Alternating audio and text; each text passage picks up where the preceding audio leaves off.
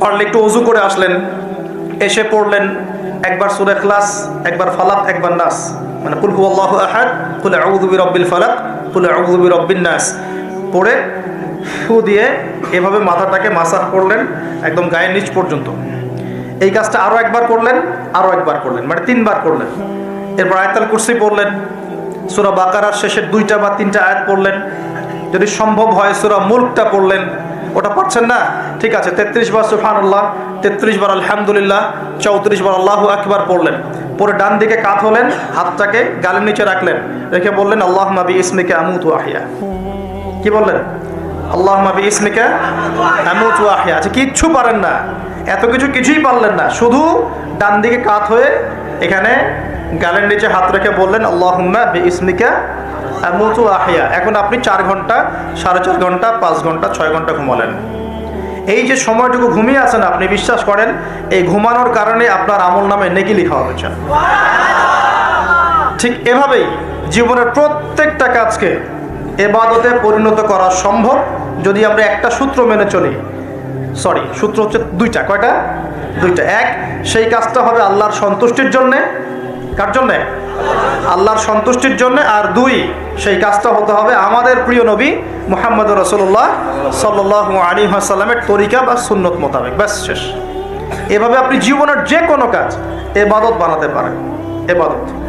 ঘুম থেকে উঠেছেন, ইস্তেঞ্জা করতে যাবেন বাথরুমে, ঢুকলেন, গান গাওয়া শুরু করলেন, সাদা সাদা কালা কালা, হ্যাঁ, গান গায় মানুষ এখন বাথরুমে। মাঝে মাঝে আমরা সফর করি, একটা বাথরুমে ঢুকে দেখি পাশের বাথরুম থেকে গান আসছে।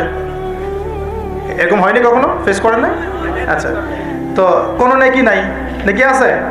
উল্টা শয়তান ধরবে ওখানে। কি ধরবে? জিন শয়তান ধরবে, কারণ জিন শয়তান ওখানে থাকে। কিন্তু দুষ্ট জিন কোথায় থাকে? বাথরুমে থাকে। এই যে আমরা বলি আল্লাহুম্মা ইন্নী আউযু বিকা মিনাল খুবসি ওয়াল খাবাইস, এটা কিন্তু দুষ্ট জিন এবং মহিলা জিন বোঝায় আর কি। ঠিক আছে, এক পুরুষবাচক, এক স্ত্রীবাচক। তো তার মানে জিনদের মধ্যে পুরুষ মহিলা আছে, জিনদের মধ্যে বংশবৃদ্ধি হয়। ঠিক আছে, ইবলিস সম্পর্কে সূরা কাহফে আল্লাহ পাক বলেছেন কানা মিনাল জিন, সে ছিল জিনদের একজন। ফাসাকা আন আমরি রব্বি, সে তার রবের আদেশ লঙ্ঘন করে ফাসাকি করেছিল। ঠিক আছে, তো ওদের মধ্যে বংশবৃদ্ধি হয়। এখন বাথরুমে গিয়ে যদি এগুলো না করে বাম পা দিয়ে ঢোকেন, ঢোকার সময় বলেন বিসমিল্লাহ আল্লাহুম্মা ইন্নী আউযু বিকা মিনাল খুবসি ওয়াল খাবাইস, বসলেন, এবং বাম পায়ে, যে পায়ে আমি ব্যথা বলছি, যে বাম পায়ে ভর দিয়ে বসতে হয়। কোন পায়ে? আচ্ছা, এখন ইংলিশ টয়লেটের মধ্যে এখন বসেন বাম পায়ে ভর দিয়ে, কেমন করে বসবেন বলেন? আমি বলি, কিছু মনে করেন না, আমি বলি কি, আমরা প্রত্যেক দিন নামাজে বলি, সবাই বলি, ইমাম মুক্তাদি সবাই বলি গায়রিল মাগদুবি আলাইহিম ওয়ালাদ-দাল্লিন। মনে আছে? এখানে নবীজিকে প্রশ্ন করা হচ্ছে, ইয়া রাসূলুল্লাহ, মাগদুব কারা, দল্লিন কারা? আমরা যে বলি নামাজে আল্লাহ আমাকে মাগদুবের পথ থেকে বাঁচাও, দল্লিনের পথ থেকে বাঁচাও, ইহদিনাস সিরাতাল মুস্তাকিম, সরল পথ দেখাও। তো ইয়া রাসূলুল্লাহ সাল্লাল্লাহু আলাইহি ওয়াসাল্লাম, এই মাগদুব কারা আর দল্লিন কারা? নবীজি বলছেন, এক বাক্যে বলছেন, শোনো, আল মাগদুব হচ্ছে হুমুল ইহুদি, তারা হচ্ছে ইহুদি জাতি। কারা? ইহুদিরা কোথায় আছে এখন? হ্যাঁ, নামটা মনে থাকবে তো? আচ্ছা, ও কিন্তু এখন শক্তিশালী, আর ওরাই কিন্তু দাজ্জালকে অনুসরণ করবে, এটা মাথায় রাখেন। আচ্ছা, আর অনেকদিন বলছি দাজ্জাল বিশ্ব শাসন করবে, মানে কি, বিশ্বের প্রত্যেকটা ডিপার্টমেন্ট শাসন করবে। বিশ্বের প্রত্যেকটা department, politics, economics, finance, world affairs, আপনার মিডিয়া, প্রযুক্তি এবং অস্ত্রশস্ত্র, সব কিছু ওর নখদর্পণে থাকবে। সব কিছু না হলে সে বিশ্ব শাসন করতে পারবে না, সম্ভব না। কেউ যদি বিশ্বের অর্থনীতি নিয়ন্ত্রণ করতে না পারে, সে কি বিশ্ব শাসন করতে পারবে? এই যে শ্রীলঙ্কা কি বিশ্ব শাসন করতে পারবে? পাকিস্তান পারবে? পাকিস্তান কয়দিন পর দেউলিয়া হয়ে যাবে। পাকিস্তান কয়দিন পর কি হবে? দেউলিয়া হয়ে যাবে। হ্যাঁ, ওদেরকে দেখে যদি আমরা শিক্ষা না নেই, তাহলে আমাদের কপালও খারাপই আছে।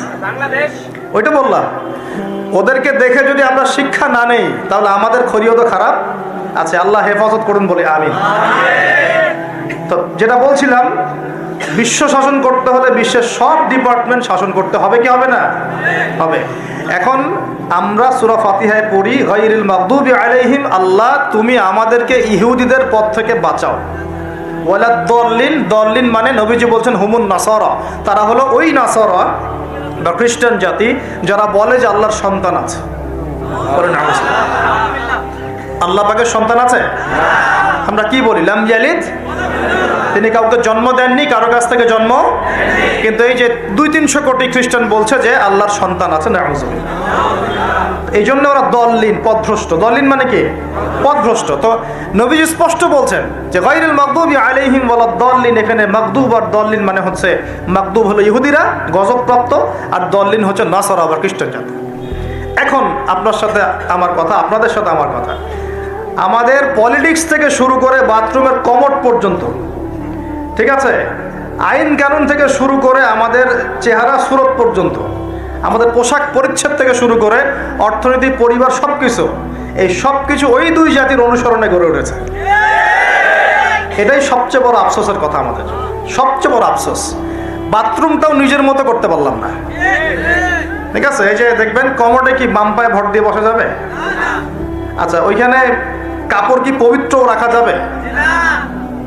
কিভাবে ইউজ করে আমি এখনো বুঝি না, কেমন করে ইউজ করে, ঠিক আছে। আরো নতুন পদ্ধতি আসছে, এটা শুনলে আরো হাসবেন। বিভিন্ন জায়গায় যাওয়া হয়, আলহামদুলিল্লাহ। আল্লাহ বলেছেন সিরু ফিল আরদ, জমিনে বিচরণ করো। আল্লাহ বলেছেন কোরআনে সিরু ফিল আরদ, তোমরা জমিনে ঘুরে দেখো। ফানজুর কাইফা কানা আকিবাতুল মুকাদ্দিবিন, দেখো যে আল্লাহকে যারা মিথ্যা প্রতিপন্ন করেছে, আল্লাহর সাথে সীমা লঙ্ঘন করছে, ওদের কি পরিণতি হয়েছে। দেখলাম যে এখন ইংলিশ টয়লেটও গায়ে এখন দিয়ে রাখছে কিছু কিছু বাটি। কি দিয়ে রাখছে? ছোট ছোট টুকরা দেওয়া আছে প্লাস্টিকের এবং হ্যাঁ সিরামিক্সের মনে হয়। তো ওইখানে দাঁড়ায় দাঁড়াই করতে হবে, 1 নাম্বার করলে দাঁড়ায় দাঁড়াই করতে হবে, এবং সবগুলো একই মাপের দেওয়া আছে। এখন যদি ব্যক্তির কারো হাইট হয় 6 ফিট, কারো 5 ফিট, কারো 4 ফিট, কারো 2 ফিট, 3 ফিট, এই পার্থক্য কিভাবে সে মেকআপ করবে আল্লাহ ভালো জানে। এটা কেমন করে ম্যাচ করবে আল্লাহ ভালো জানে। কাউকে টুলের উপর দাঁড়াই করতে হবে, কাউকে একটু নিচু হয়ে করতে হবে, মানে মাপ তো একই। আরও যে কি কি দেখতে হবে আল্লাহ ভালো জানে।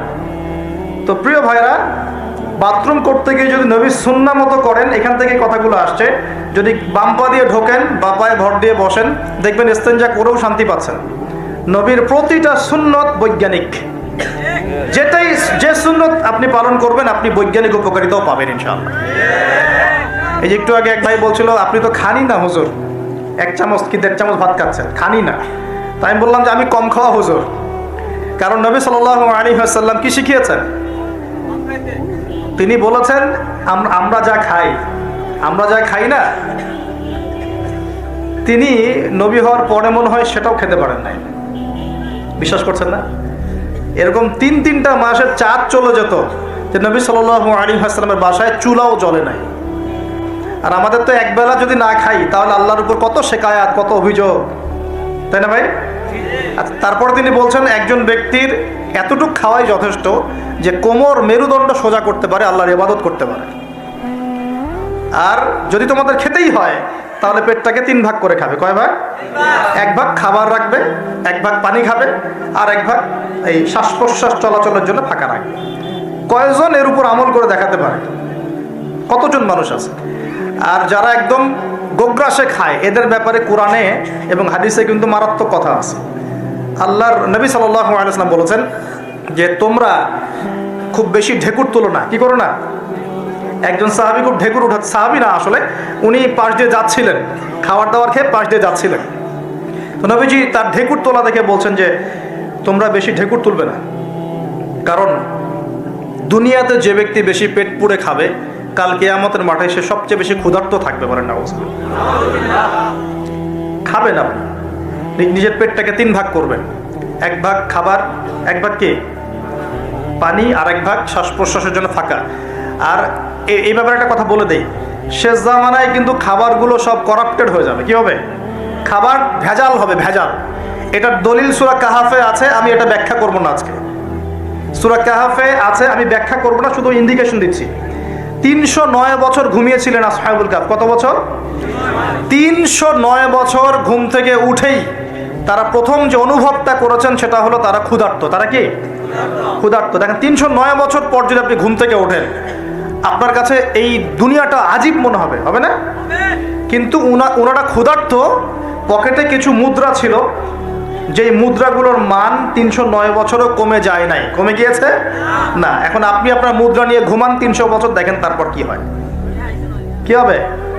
টাকা থাকবো না যাইবো গা?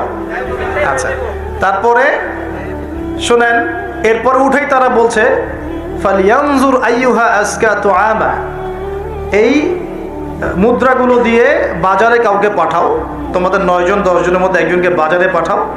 ফালিয়ানজুর, সে যেন বাজারে গিয়ে দেখে আইয়ুহা আজকা তুআমা, কোন খাবারটা পবিত্র খাবার, ফ্রেশ খাবার। ঘুম থেকে উঠেও ফ্রেশ খাবারের দিকে তাদের নজর কেন? আর এই সূরা আপনাকে দাজ্জালের ফিতনা থেকে বাঁচাবে কেন? আর দাজ্জালের যুগেই বা সব, দাজ্জালের শাসনের যুগে সব খাবারগুলো আস্তে আস্তে ম্যানুফ্যাকচার্ড এবং ভেজাল হচ্ছে কেন? এগুলোর মধ্যে মিল আছে না? তার মানে যত জামানা শেষের দিকে যেটা থাকবে, খাবারের ভেজাল তত বাড়তে থাকবে। এই সময় আপনাকে অবশ্যই ফ্রেশ খাবার খুঁজে খুঁজে বের করতে হবে। খাবার আগে মানুষ খেত, খাবারের মধ্যেই চিকিৎসা ছিল, তাই না? রোগের আরোগ্য ছিল। এখন সেই খাবার খেয়ে মানুষ অসুস্থ হয়ে যাচ্ছে। বুঝতে পারছেন না?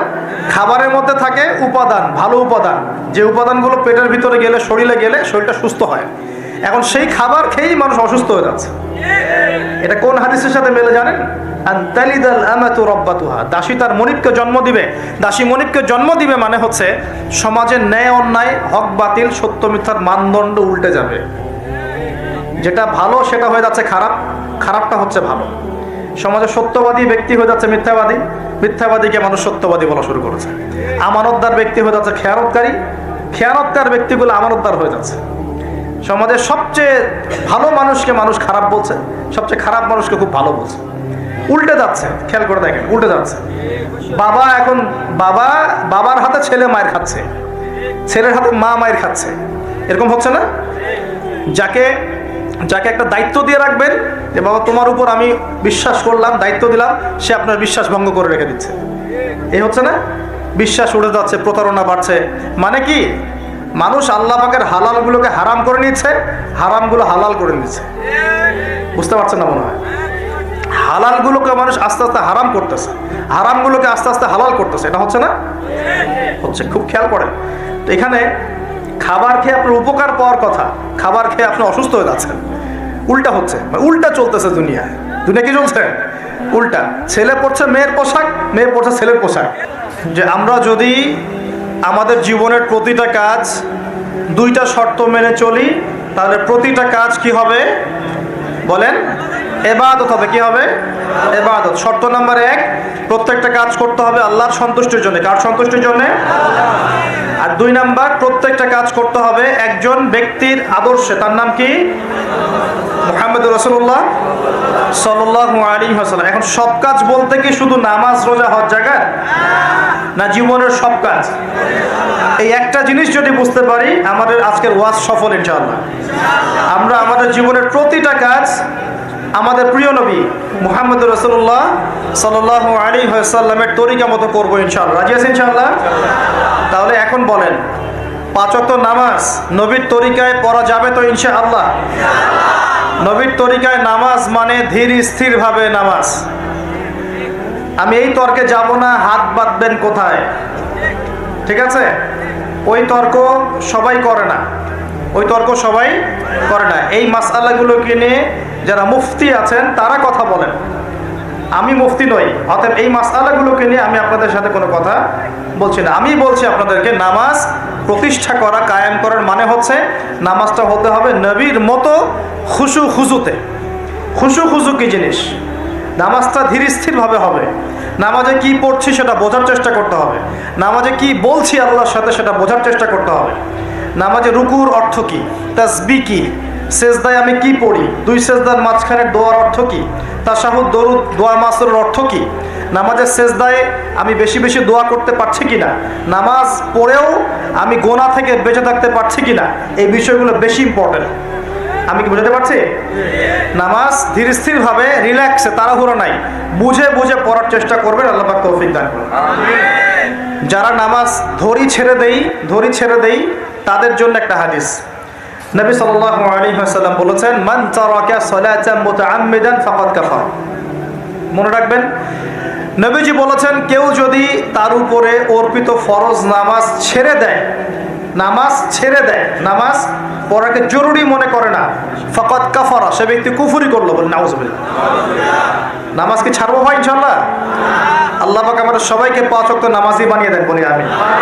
এবং রমজান মাস আসার আগেই নামাজের স্পিড আবার ধরতে হবে, পারবো তো ইনশাআল্লাহ? আল্লাহ আমাদের সবাইকে কবুল করুন, বলি আমিন। এবং রমজান মাসে সুস্থতার সাথে রোজা রাখার তৌফিক দান করুন। রমজান শব্দটা যখন এসেই গেল তখন আর দুটা কথা বলি।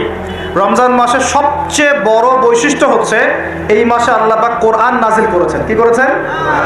এখন সারা বিশ্ব জুড়ে একটা ইস্যু চলছে না, কোরআন ইস্যু, কোরআন পুড়িয়ে দেয় ইস্যু, মনে আছে? যে কোরআন পুড়িয়ে দিয়েছে, আমার দৃষ্টিতে তার চেয়ে বড় অধম সেই ব্যক্তি যে মুসলিম পরিবারে জন্মগ্রহণ করেও কোরআন তেলাওয়াত করা শেখে না। হয়তো আমার কথা বুঝতে পারছেন।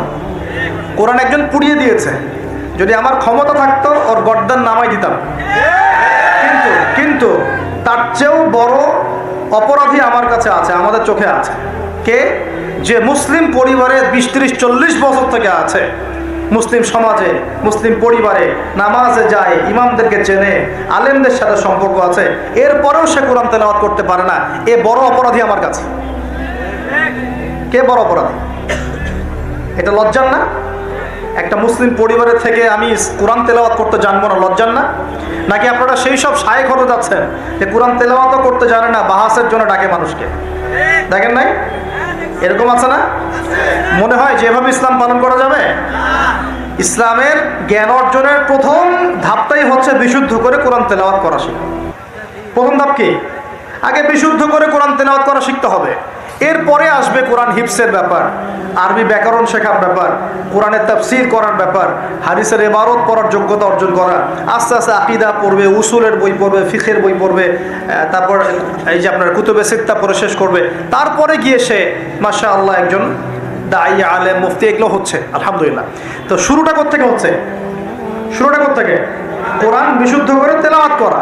তো এই শুরুটাই যদি আমাদের ঠিক না হয়, তাহলে কি কোরআন ঘরে রেখে খালি চুমু খেলে হবে? কোরআনকে খালি চুমু খাওয়ার জন্যে? কোরআন থেকে তাবিজ লিখার জন্যে? কোরআন বাবা মারা গেলে কোরআন তেলাওয়াত করবো এই জন্যে? 40 দিন কোরআন তেলাওয়াত করবো এই জন্যে? কেউ মারা গেল, ব্যাস আমরা কোরআন দিয়ে একটা মাহফিল করে দিলাম, ব্যাস সব হয়ে গেল? আস্তাগফিরুল্লাহ। আল্লাহ পাক আমাদের সবাইকে যেন কোরআন তেলাওয়াত শেখার তৌফিক দান করেন।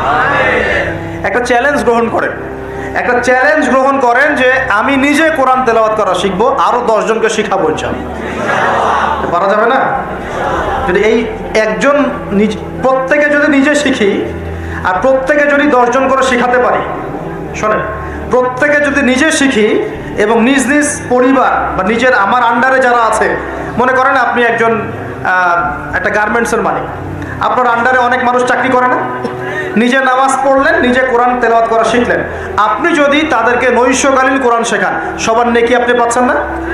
আপনার পরিবার আছে, পরিবারে আপনি নামাজ পড়েন, এখন আপনি কোরআন তেলাওয়াত করতে জানেন, এখন আপনার মা, বোন, স্ত্রী, সন্তানদেরকে আপনি শেখালেন, এই পুরো পরিবারটা কোরআনওয়ালা হলো না? একটা সমাজের দায়িত্বশীল আমি। হ্যাঁ, চেয়ারম্যান সাহেব মনে করেন বললেন যে আমি নামাজ পড়ি, আমি কোরআন তেলাওয়াত করতে জানি, আমি এলাকার সব মানুষকে কোরআন তেলাওয়াত করা শেখাবো ইনশাআল্লাহ। পারা যাবে না?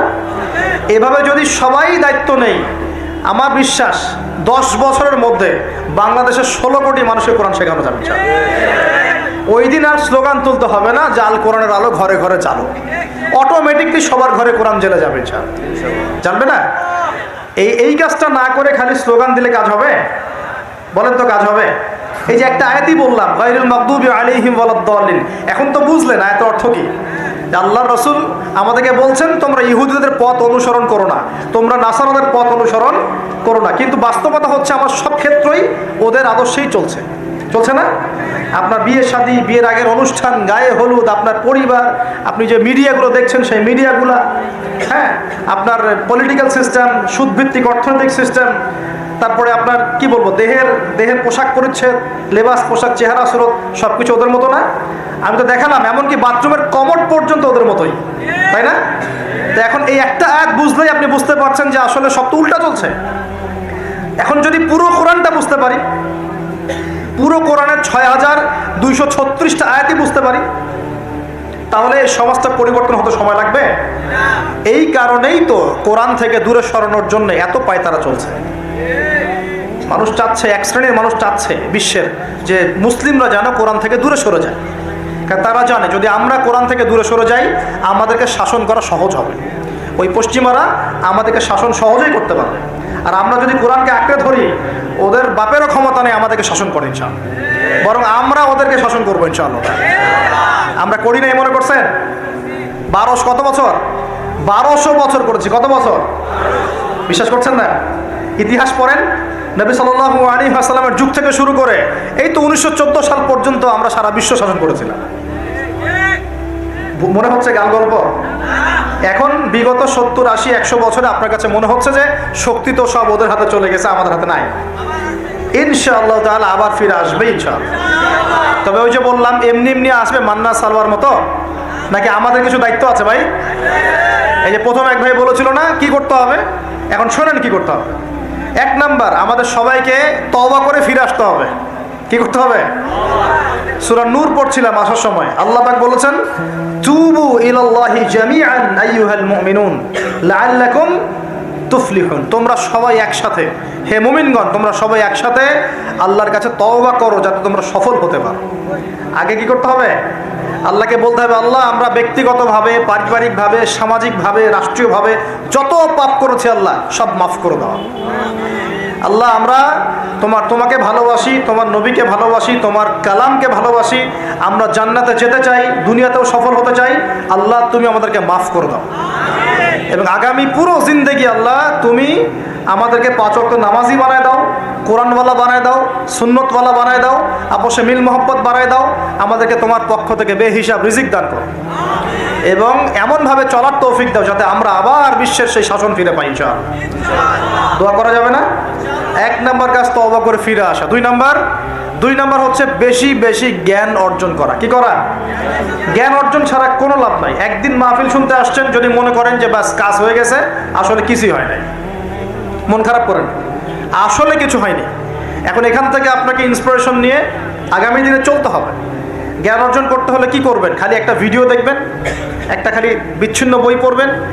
এখনকার যুব সমাজের অন্যতম প্রবলেম হচ্ছে, যারা প্র্যাকটিসিং মুসলিম তাদের কথা বলছি, যে এদের পড়াশোনার কোনো কনস্ট্রাকটিভ সিলেবাস নাই, এরা বিক্ষিপ্তভাবে জ্ঞান অর্জন করে।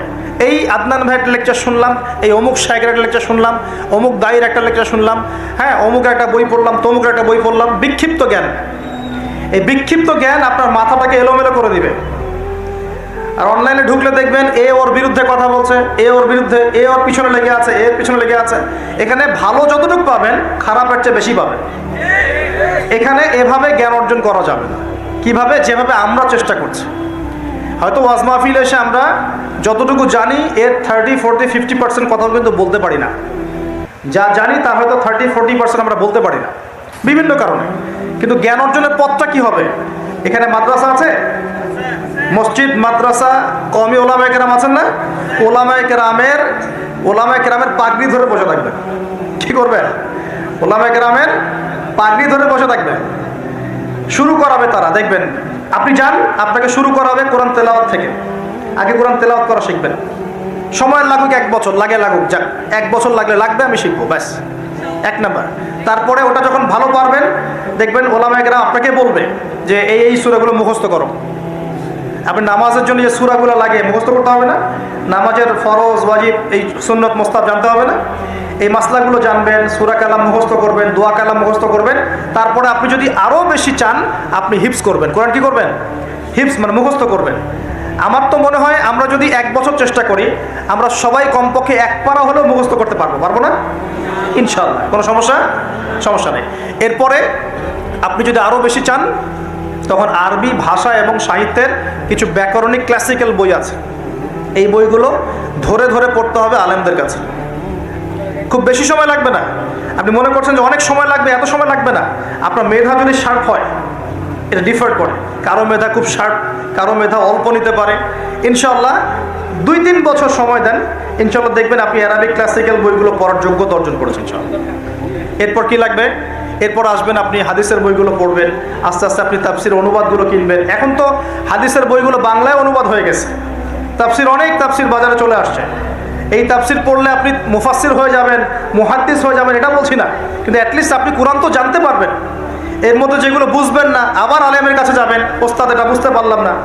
আমরা তো প্রতিদিনই এই কথা বলি যে উস্তাদ এটা বুঝতে পারলাম না, হুজুর এটা বুঝতে পারলাম না, প্রত্যেক দিনই বলি। বুঝবো কতটুকু, এই জ্ঞান কত গভীর, এই গভীর সমুদ্রের সব জ্ঞানকে অর্জন করা আমার পক্ষে সম্ভব? আমরা তো মনে করি 10%, 5% জ্ঞান আমরা অর্জন করতে পারি না এখন, কিন্তু কন্টিনিউয়াসলি চেষ্টা থাকলে আল্লাহর পক্ষ থেকে জ্ঞান আসবে ইনশাআল্লাহ। জ্ঞান কার পক্ষ থেকে আসে? এই ডিগ্রির সার্টিফিকেট মানেই জ্ঞান নয়। ডিগ্রি সার্টিফিকেট অর্জন করেছি মানেই যে বড় একজন মানে ইসলাম বেত্তা হয়ে গেছে এমন নয় বিষয়টা। জ্ঞান কার পক্ষ থেকে আসে? আর অনেক বড় বড় ডিগ্রি অর্জন করেও যদি মনের মধ্যে রিয়া, অহংকার এগুলো থাকে, তাহলে ওই জ্ঞানেও কোনো লাভ নাই। লাভ আছে? ইবলিসের কি জ্ঞানের কোনো লাভ আছে? ও কিন্তু বড় আবেগ ছিল, অহংকারের কারণে পথভ্রষ্ট হয়ে গেছে, আল্লাহ মাফ করুন। তো এভাবে প্রচেষ্টা চালান, আল্লাহর কাছে বেশি বেশি দোয়া করেন। প্রত্যেক দিন বলবেন রব্বি জিদনি ইলমা। কি বলবেন? রব্বি জিদনি ইলমা। বলবেন রব্বি ইশরাহ লি সাদরি ওয়া ইয়াসসির লি আমরি ওয়াহলুল উকদাতাম মিন লিসানি ইয়াফকাহু কওলি আল্লাহুম্মা ফাক্কিহনি ফিদ-দীন ওয়া আল্লিমনি আত-তা'ওয়িল। এগুলো দোয়া করবেন। এই দোয়াগুলো করতে থাকলে দেখবেন ইনশাআল্লাহ আপনি জ্ঞান পাবেন, আল্লাহর পক্ষ থেকে জ্ঞান পাবেন। তো তওবা করার পর প্রথম কাজ কি ভাই বলেন? জ্ঞান অর্জন করা। ইকরা বিসমি রাব্বিকাল্লাযী খালাক। আর এই জ্ঞান নিয়ে তো অনেক কথা হচ্ছে না? এখন এই জ্ঞান অর্জন করবেন কোন জ্ঞান? যে জ্ঞান আপনাকে আল্লাহ এবং তার রাসূলের দিকে নিয়ে যাবে সেই জ্ঞান অর্জন করবেন।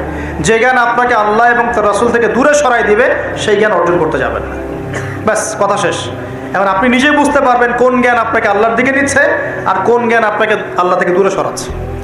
শুধুমাত্র ইসলামিক জ্ঞানই কি অর্জন করব, না বৈষয়িক জ্ঞানও দরকার আছে? উত্তর অবশ্যই বৈষয়িক জ্ঞানও দরকার আছে, এটাই উত্তর। এই বৈষয়িক জেনারেল জ্ঞানগুলো অর্জন না করলে কোরআন সুন্নাহকে হাতে নিয়ে বিশ্বকে চ্যালেঞ্জ করা যাবে না। বুঝতে পারছেন না কথা? কোরআন সুন্নাহর জ্ঞান থাকবে ভিতরে, আবার আপনার মধ্যে সমকালীন জ্ঞানগুলো থাকতে হবে। এরপরে দেখবেন ইনশাআল্লাহ আপনি ডিনামাইট। ইনশাআল্লাহ আপনি পলিটিক্স বুঝবেন, আপনি সোশ্যাল অ্যাফেয়ার্স বুঝবেন, আপনি পলিটিক্যাল অ্যাফেয়ার্স বুঝবেন, ওয়ার্ল্ড অ্যাফেয়ার্স বুঝবেন, ইকোনমিক সেকশন বুঝবেন, সবই বুঝবেন ইনশাআল্লাহ। ইনশাআল্লাহ তাহলে আপনি তখন জনশক্তি হবেন। কি হবেন? জনশক্তি। এর সাথে দরকার কারিগরি শিক্ষা। কি শিক্ষা? এই শিক্ষাটাও খুব দরকার। কারণ চাইনিজরা দেখেন না, কারিগরি শিক্ষার এবং কৃষি শিক্ষায় মানে দক্ষ হওয়ার ফলে তারা কৃষি জমি বাড়াতে পেরেছে, প্রবৃদ্ধির হার বাড়াতে পেরেছে, এবং কারিগরি শিক্ষা প্র্যাকটিক্যাল শিক্ষিত হয়ে ওরা সারা বিশ্বের ডিভাইস যন্ত্রগুলো তৈরি করছে এবং সারা বিশ্বের মার্কেট দখল করে বসে আছে। আপনার হাতে যে ফোনটা, ওটাও দেখবেন তারই তৈরি করা। তাহলে এই শিক্ষাটা বেশি ইম্পর্টেন্ট, প্র্যাকটিক্যাল শিক্ষা। তো প্রথম কথা ভাই, তওবা করে ফিরে আসতে হবে। দ্বিতীয় কথা হচ্ছে অবশ্যই সবাইকে কি করতে হবে ভাই? জ্ঞান অর্জন করতে হবে। জ্ঞান অর্জনের একটা সিলেবাস আছে, এটা বললাম। কোরআন শেখেন, আরবি শেখেন, হাদিস পড়া শেখেন, ওলামায়ে কেরামের সোহবতে থাকেন, ইনশাআল্লাহ তাআলা আল্লাহ আপনাকে জ্ঞান দিবেন ইনশাআল্লাহ। আর জ্ঞান আসা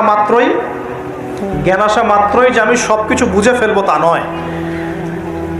জ্ঞান অর্জন একটা ক্রমবর্ধমান সিলসিলা।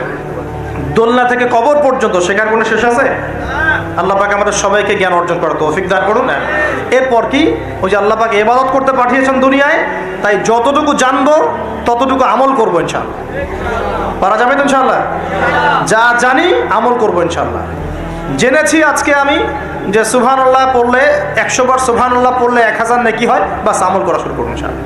জেনেছি আজকে কোরআনের একটা হরফ পড়লে 10 নেকি হয়, কোরআন তেলাওয়াত করবো ইনশাআল্লাহ।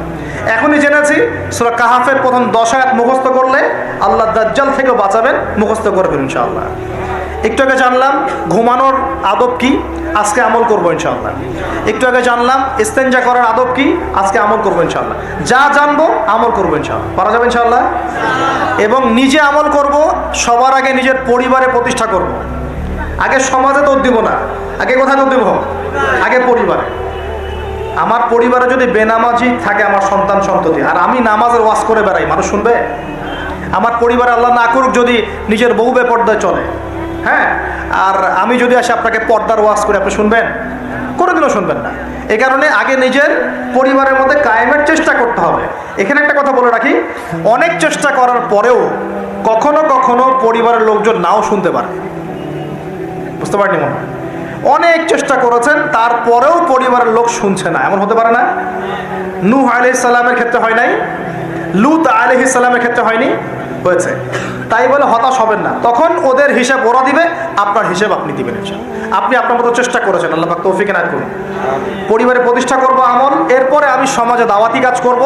দুটো কাজ করব, এক আমর বিল মারুফের কাজ করব, সবাইকে সৎ কাজে আদেশ করব, সৎ কাজে আদেশ করব। আর দুই তানহাউনা আনিল মুনকার ওয়া নাহি আনিল মুনকার, এই কাজ করব, মানুষকে আমি অন্যায় থেকে নিষেধ করব ইনশাআল্লাহ। কেন?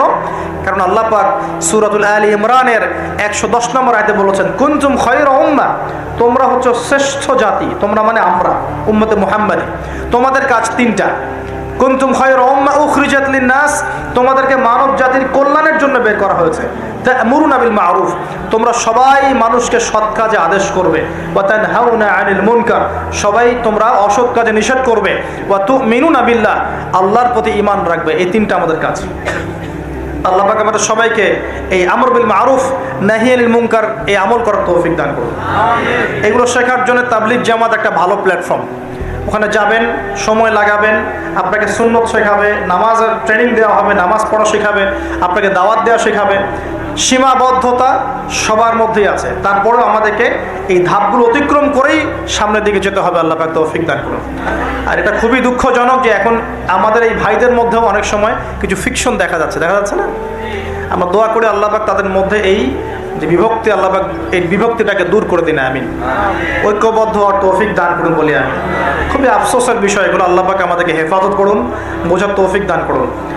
ওয়া'তাসিমু বিহাবলিল্লাহি জামিআন ওয়া লা তাফাররাকু, আল্লাহ বলছেন তোমরা সবাই আল্লাহর রজ্জু একসাথে ধরো, ঐক্যবদ্ধভাবে, দলে দলে বিভক্ত হয়েও না। এই ছোটোখাটো বিষয়গুলোকে নিয়ে আমরা আস্তে আস্তে 73 দল তো কত আগেই হয়ে গেছে, এখন 73,000 দল হয়ে গেছে, আল্লাহ মাফ করুন। কিন্তু এটা আমাদের জন্য ক্ষতির কারণ। এগুলোকে আর উস্কে দিবেন না, বরং তাদের মধ্যে মিউচুয়াল করার চেষ্টা করতে হবে। আল্লাহ পাক তৌফিক এনায়েত করুন। তো প্রিয় ভাইরা, আমরা আমর বিল মারুফ নাহি আনিল মুনকারের কাজ করব এবং পাশাপাশি পারিবারিক আদর্শ ঠিক করব, আর অবশ্যই হালাল খাওয়ার চেষ্টা করব ইনশাআল্লাহ। নিজেদের যে প্রতিভা আল্লাহ পাক দিয়েছেন, কাউকে ক্ষমতা দিয়েছেন, কাউকে অর্থ দিয়েছেন, কাউকে বলার যোগ্যতা দিয়েছেন, কাউকে লেখার যোগ্যতা দিয়েছেন, ঠিক আছে? যাকে আল্লাহ পাক যা দিয়েছেন আল্লাহর পক্ষ থেকে, এটাকে দিনের কল্যাণে কাজে লাগানোর চেষ্টা করবো ইনশাআল্লাহ তাআলা। দেখবেন ইনশাআল্লাহ আবার সেই সোনালী দিন ফিরে আসবে ইনশাআল্লাহ, যেদিন আমরা নিজেরাও আমল করব, পরিবারও সুন্দর হবে, সমাজও সুন্দর হবে, ইসলাম এই জমিনেও বিজয়ী হবে ইনশাআল্লাহ, আর আখিরাতে তো জান্নাতে যাবো ইনশাআল্লাহ তাআলা। আল্লাহ পাক আমাদের সবাইকে এই দুনিয়াতে আসার উদ্দেশ্যটা মনে রাখার তৌফিক দান করুন। আল্লাহ বলেছেন দুনিয়ায় পাঠিয়েছি আল্লাহর ইবাদত করার জন্য, অন্য কোনো কারণে নয়। দুইটা কাজ করলে ইবাদত হবে, এক প্রতিটা কাজ আল্লাহ সন্তুষ্টির জন্য করব, দুই নবীর সুন্নাহ মতো করব। এর ফলে কি হবে? এর ফলে আমরা সেই গন্তব্য অর্জন করব যেটা সূরা আলে ইমরানের 185 নম্বর আয়াতে বলা আছে। কত নম্বর আয়াত? 185, এটাই শেষ আয়াত।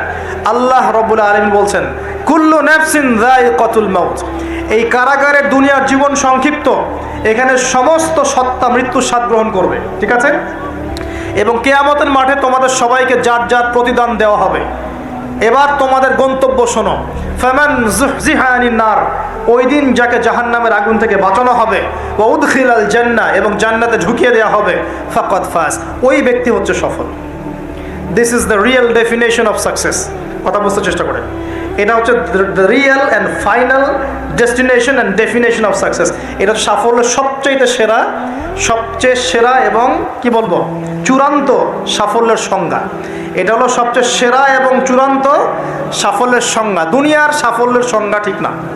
এই বাড়ি গাড়ি টাকা করি স্ট্যাটাস ক্ষমতা, এগুলো সাফল্যের সংজ্ঞা আমরা বানিয়েছি, এগুলো সাফল্যের চূড়ান্ত সংজ্ঞা নয়।